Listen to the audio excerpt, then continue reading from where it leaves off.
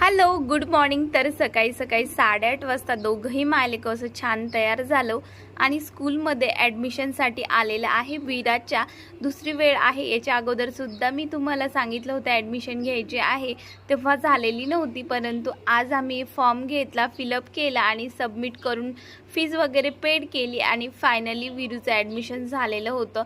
आणि स्कूलचा परिसर ना एवढा सुंदर आहे, खूप छान झाडं वगैरे भरपूर आहे, त्यामुळे मला दोन्ही मुलं एका स्कूलमध्ये हवी होती, त्यामुळे इथे मी ॲडमिशन घेतलेले आहे। बघा सकाळचे 10 वाजलेले होते, आमचं ॲडमिशन झाल्यानंतर निघालो तर भरपूर टेम्परेचर वाढलेले आहे आहोंना वेळ नसल्यामुळे आम्ही दोघंजण रिक्षानेच आलेलो होतो। तर आता घरी निघालेलं आहे आणि एवढं ऊन तापतंय की भरपूर टेम्परेचर आहे। त्यानंतर बघा एक झाड दाखवते तुम्हाला, खूप सुंदर आहे, ज्याला पिवळे पिवळे अशी पानं लागलेले, पूर्ण पिवळंच असं झाड होतं।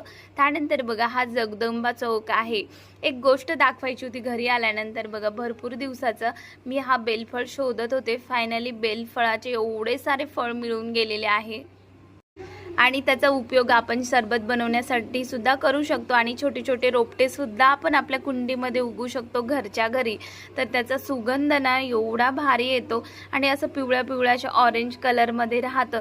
तर नक्कीच सांगा तुमच्याकडे सुद्धा बेलफळ वगैरे मिळतात का असे, का बाजारातून तुम्ही घेता? आमच्याकडे तर भरपूर असे झाडं आहे इथे, तर मला इझिली हा मिळून गेलेला होता।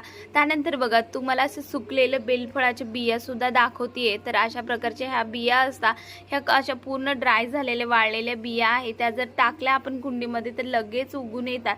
त्यानंतर विरूची क्रिएटिव्हिटी दाखवते तुम्हाला, त्याचं आवडणारं असं फेवरेट कार्टून तो बनवतोय आणि आहोंला कोणीतरी भुईमुगाच्या शेंगांचा वानोळा हा दुसरी वेळ आहे देण्याचा।